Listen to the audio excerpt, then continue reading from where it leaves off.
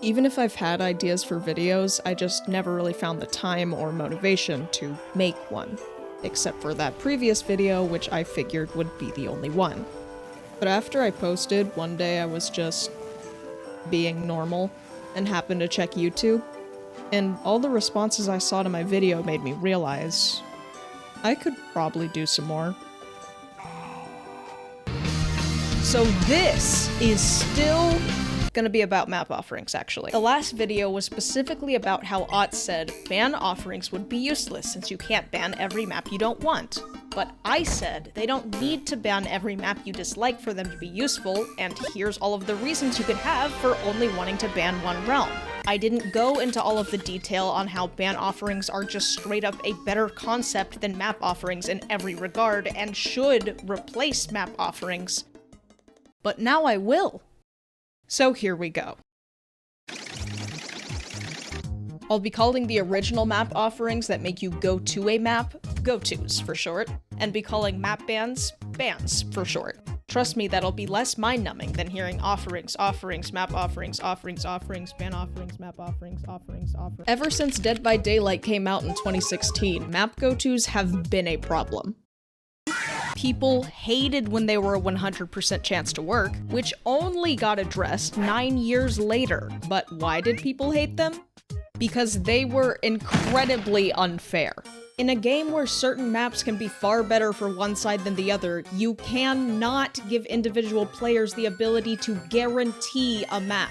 That has so much sway on the outcome of the match, and it doesn't even require anything from the player. They just choose the offering and bam! That pig's gotta play on Badham now. The only thing you as a player could do against a go-to was bring a sacrificial ward. And this was especially a problem for the killer side.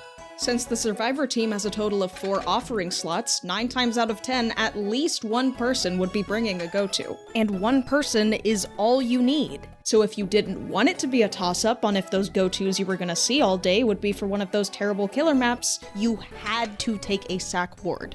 The cookie cutter, you pick this really strong option, so I have to pick the only counter, is bad. Nothing else in the offering slot even came close to the competitive advantage you'd get out of guaranteeing a good map for yourself.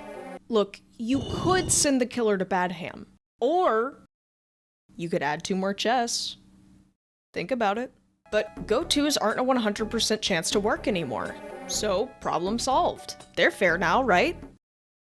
Yes! Wrong! Go-tos becoming a 20% chance to work does not make them more fair. Let's say you're going to school every day like normal, but today, the kid that always sits next to you just stands up and slaps you across the face as hard as they possibly can, then says, well, it's okay, it's not like I do that to you every day. Like, it's not suddenly okay because they don't do it all the time.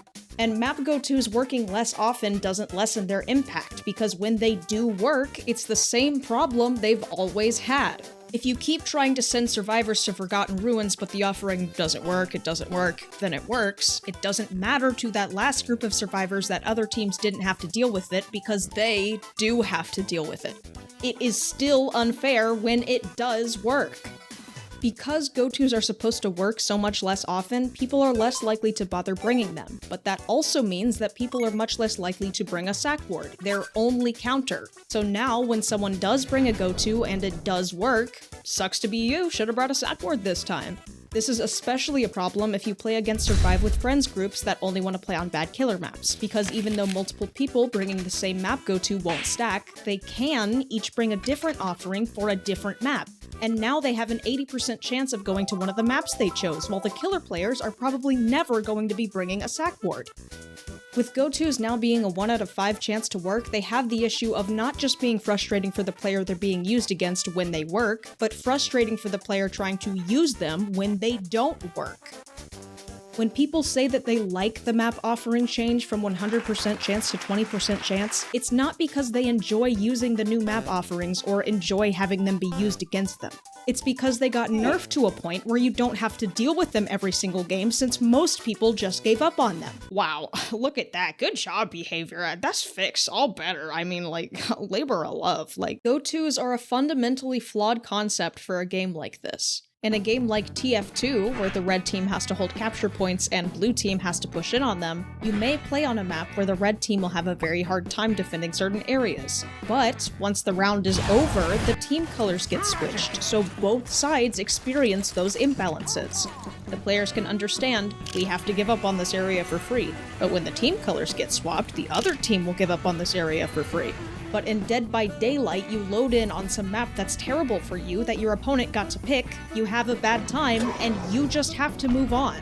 Well, just make every map balanced. Oh my, how have we not thought of that before? Devs, can you just balance all of the maps real quick for every killer and every possible randomly generated setup with every combination of perks and add-ons for both killer and survivor and bug fix for thousands of slip-ups and imperfections in coding done by people that work before you while you also create and finalize a brand new batch of killer/perks and chapters every 3 months? I cut the previous part before that moment because I was being looped by the Megbot for so long and I was so embarrassed. That's Mr. C-Cam, can't catch a Megbot. Yeah.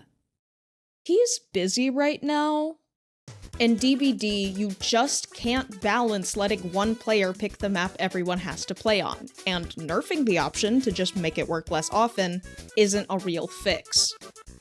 But what if someone could pick the map that everyone won't have to play on? That'd be called a ban. People would ban a map for reasons like map-specific bugs, personal dislike, accessibility issues, etc. And because there are so many maps in the game, removing a single realm with your offering leaves plenty of maps in the map pool. You're not saying this is the best possible map for me or the worst possible map for my opponent, so I'm gonna force it to be played on. You're saying this is the worst possible map for me, I'd rather be playing on anything else, so I'm gonna force it to not be played on. But bans would leave a bunch of other maps that you don't like. This would be way weaker than map go-tos.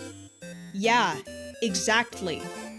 The whole problem with go-tos is that they got rid of every map that you don't want to play on. They were effectively bans on steroids. Nothing in the game, much less the offering slot, should be that strong. But maybe you think bans would be too weak. And well, no, they wouldn't. Let's go down the list of the other major offerings in the game and what they do. You want to work on prestiging characters and getting items or add-ons, you bring a blood point offering. You want to control Hatch to get a better chance at getting the 4K or escaping when your team dies or letting your team leave through the gate while you head for Hatch, or maybe you need Hatch for a quest, you bring a Hatch location offering. You want to affect hook distance so your Scourge hook build has less of a chance to get completely fucked by hook spawn, or you want a better chance at your hook sabo being useful, or a better chance at the survivors you're playing against not having their sabo be useful, you bring a hook distance offering. You want to play around basement locations such as basement and shack, or so you'll know where to go for your invocations, or to get use out of your perks like Strength in Shadows or Wicked or Monstrous Shrine, you bring a basement location offering. You're running out of iridescent add-ons or bringing an item you don't want to lose, you bring a black or white ward, respectively. The offerings that are in the game have use cases, but aren't so strong that you'd have to bring their counter to play against them. The reason offerings aren't that strong is because all you have to do is click on them in the menu screen. I always hear people say that offerings on the whole should be a lot stronger, and while for some, like chest offerings, yeah, those are so pointless, I'd argue that those most common offerings I mentioned have surprisingly hit the sweet spot of not oppressive, not useless, not infuriating to go against, and whenever you do get use out of them, it's satisfying. You have to give props when props are due, and people never talk about how these offerings get it right. They're not a power-up, they're like a safety net. Do you want to be loading into matches with everyone effectively having another perk slot? Because there isn't much left that you could do to offerings without them just becoming that. While there is obviously bloat, like how there are roughly 16 blood point offerings that all just give blood points at varying percentages and to different people, that's more of a problem with the blood web system than the offering system. So even if we get rid of the offerings that are clearly just badly made, what is left for offerings to be able to do that would be balanced? Regardless, the offering system isn't changing anytime soon, so for what we have, it's kind of alright where it is, and map bans would actually fit right in. Like those offerings I mentioned, there is absolutely a reason for bans to be used. From build to build, killer to killer, setup to setup, personal grievance to personal grievance, everyone would be able to say that there is one group of maps that are just their least favorite. The question to them would then be, is your offering slot worth never having to play on that map? I'd say, a lot of the time, yeah. Huntress doesn't really need to ban Eyrie of Crows. It's not a terrible map for her, but for Trapper, even though he has problems with basically every map in the game, Eyrie is easily the most grueling for him to play on. The size, the brightness and color of the map making his trap stand out, the complete lack of cover that not only makes it impossible to hide traps, but also makes it extremely easy to spot exactly where he's placing them from across the map while he's placing them. As Huntress, you'd probably never bother to ban Eyrie, but as Trapper, I mean, if bans were in the game, I'm bringing an Eyrie ban every time I play him. The disparity between how this map feels and literally any other map is crazy. I would rather be on Badham, where it's at least dark, there's a ton of dense grass, there's plenty of line of sight breakers so the survivors don't know where I am at all times, and some of the loops that always spawn can be ruined with traps. Like, main building is great. And Trapper doesn't really need to ban Larry's. It's small with lots of narrow doorways and things, so it's actually kinda good for him. But Huntress, oh god, Huntress does not want to play on Larry's. The constant line of sight breakers make her only be able to hit you with her projectile when she's in melee range. She's a 110 killer that can't even hope to get Bloodlust, with you being warned early to start stealthing or running by her 45-meter lullaby way before she could even hope to catch a glimpse of you, with almost no straightaways, you always being able to round a corner and another corner and another corner. As Trapper, you'd probably never bother to ban Larry's, but as Huntress, it's pretty fucking bad. So even just looking at a face value gameplay standpoint, like for Trapper and Huntress, bans have use.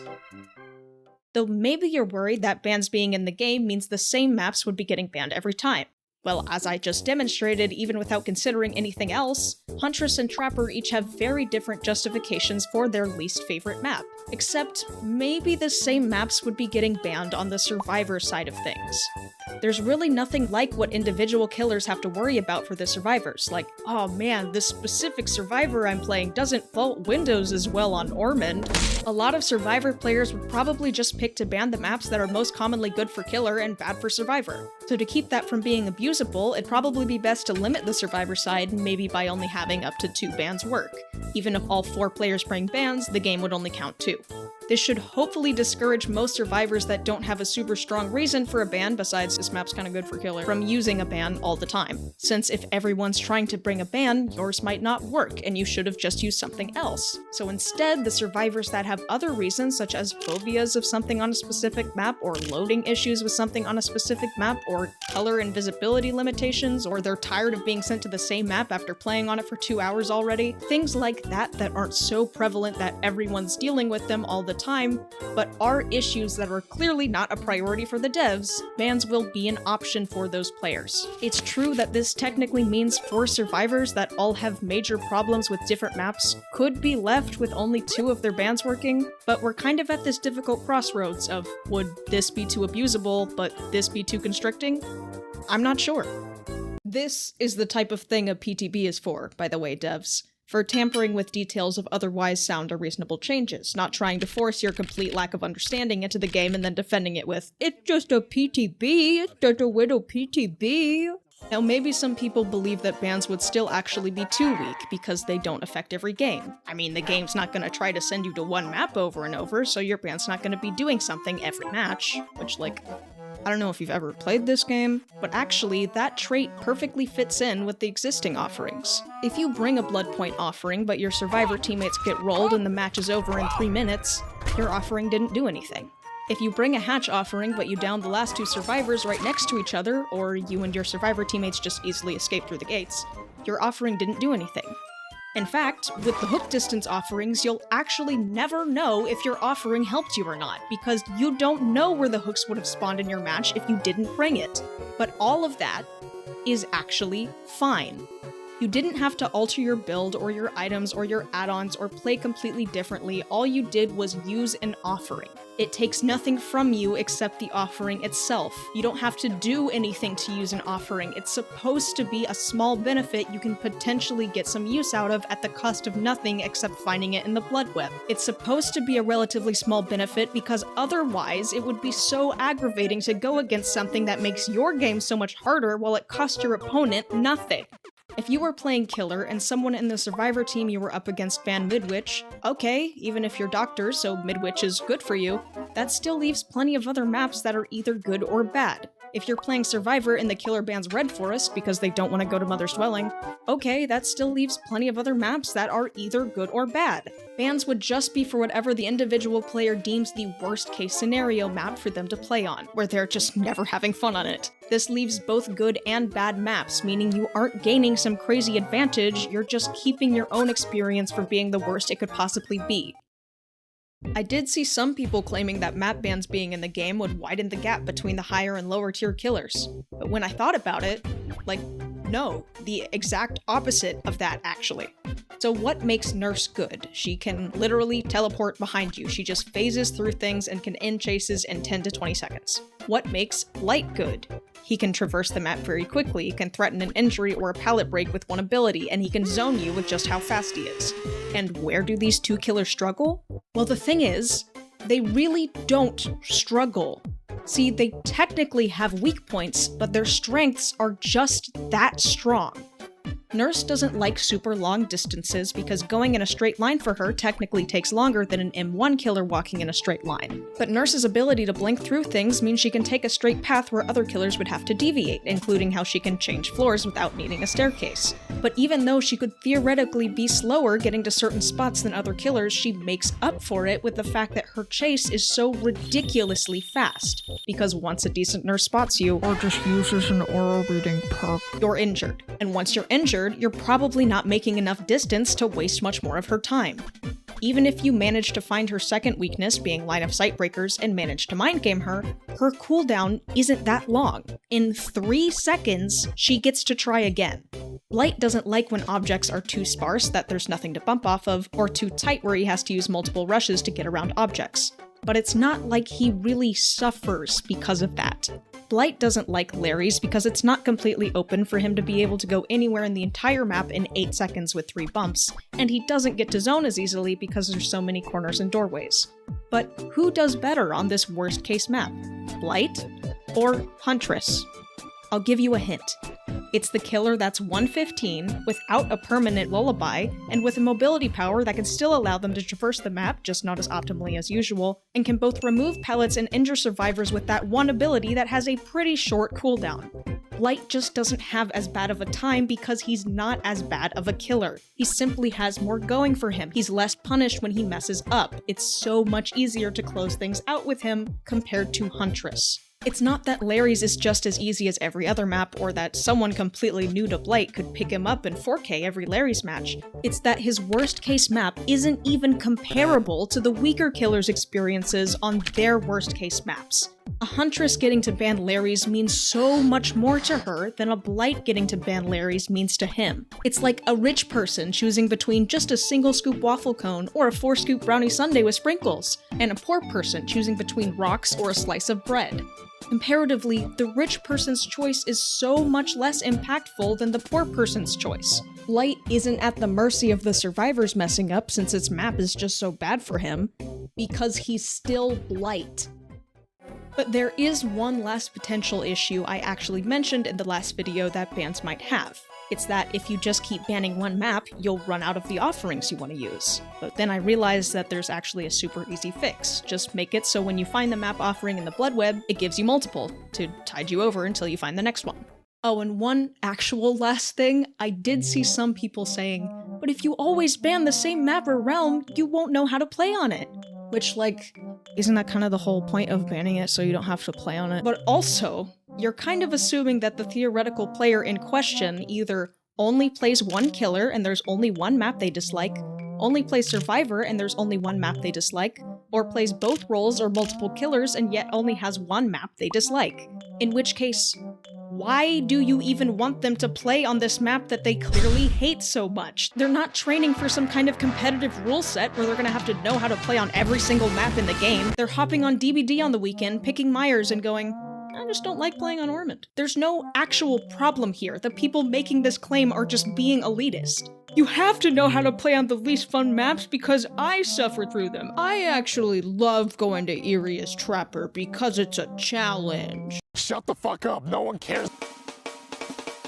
So overall, changing the map go-to offerings into map bans means this. Map offerings won't break the balance of the game, they won't be too weak or too strong compared to the other offerings, they won't ruin the experience for the other side, they have plenty of use cases, they don't widen the gap between the strongest and weakest killers, and they would be extremely easy to implement. You just change the realm selector logic value to 0 and make the offerings a 100% chance to work again. And you could get rid of sack words too, those really wouldn't have a point anymore.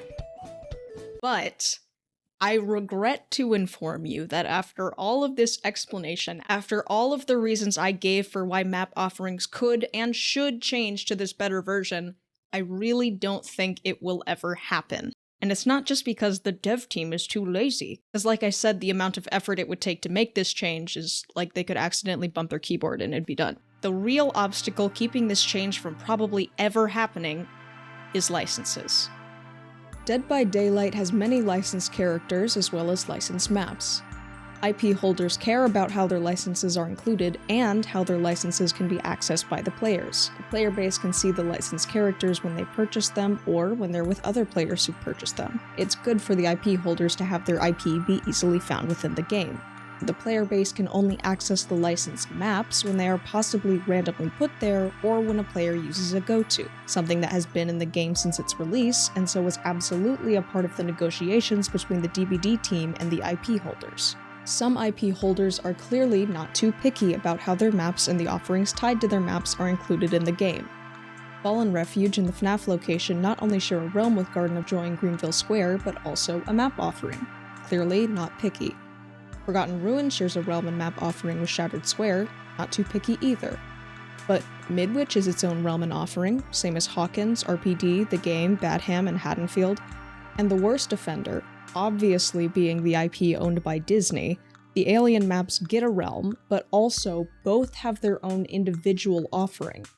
I'd put money on the fact that this wasn't just the devs making a weird choice, but was a choice made by Disney themselves. They'd want the maps belonging to their IP to be easily and separately accessible to the players, down to the fact that you can individually choose which one you want by picking its offering, not just that there's one offering that holds both maps. But we, the community, do not know for certain these types of specifics within the contracts of licensed DVD content. We technically don't know for sure that that is why all of these maps are grouped with their offerings in this specific way, but because they do exist in this very specific way, I really think there may be something about these contracts that's kind of keeping behavior from being able to heavily alter map offerings even if they wanted to. Even though map offerings have been in the game since its release, they could be completely removed, like the Moonlight offerings were. But because some of them have ties to licensed content, I don't think they will. However, I'm not arguing for them to be removed, I'm arguing for them to be changed. And yet this change may come off as even more problematic to IP holders than just removing map offerings altogether. There are probably some that don't want players to not only lose the ability to go directly to the IP's map, but have that specifically replaced with the ability to remove the IP's map from their experience entirely. It doesn't really matter if you like it or dislike it, they just want you to play it. Hopefully from how I've explained it, you can understand why I believe this. Maybe The Walking Dead and FNAF and D&D IP holders wouldn't be too picky, but maybe someone like Disney would be. We don't know for certain if any of these licensing contracts would hold behavior back from making this kind of change, but my money's on yes, they would.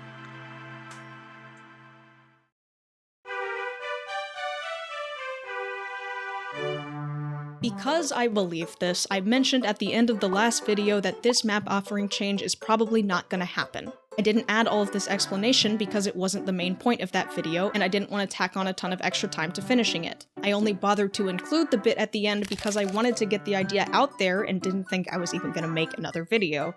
But here we are. So, since I believe map bans are a good idea, even if we can't replace map go-tos, I suggested adding map bans as a menu option.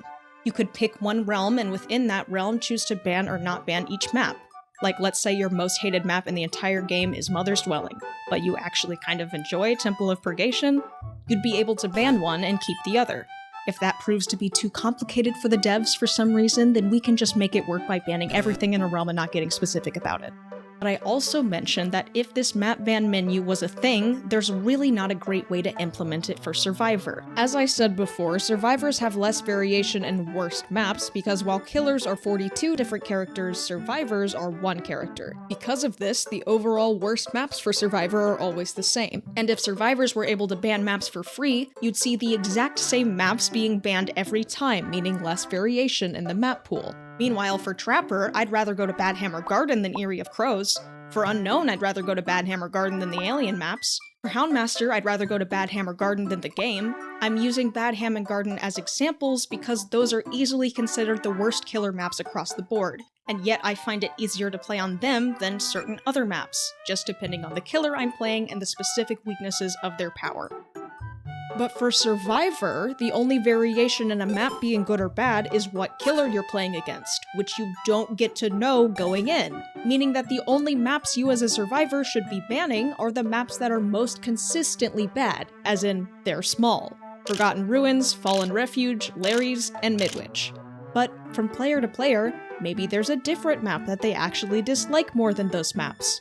Hawkins, for example, is a very disliked map by the casual survivor because it can be confusing, even though it's actually kinda survivor favored if you know what you're doing. Maybe people would argue that, like Hawkins, there are other maps than those objectively worse maps that the average player would want to ban. And yet, even if you wouldn't just see those same bad maps banned every game, it would still not be okay to load into a match with one side getting 4 realm bans. So why don't we just make 2 of these menu-chosen bans work for Survivor, like with the offerings? If multiple people are bringing ban offerings because they want a game advantage, but only 2 of those offerings work, they'll end up canceling each other out, giving those people a reason to take something else instead. This would also hopefully mean that the people with other map-specific grievances would be more likely to actually get their map banned. But with a menu option, everyone would be getting a ban as a free choice in every match. So people would drift towards just picking those same maps every game because they're getting a potential ban for free, why wouldn't they? And then the people that actually have other reasons for wanting a map ban would only be getting their ban to go through half the time if they're lucky.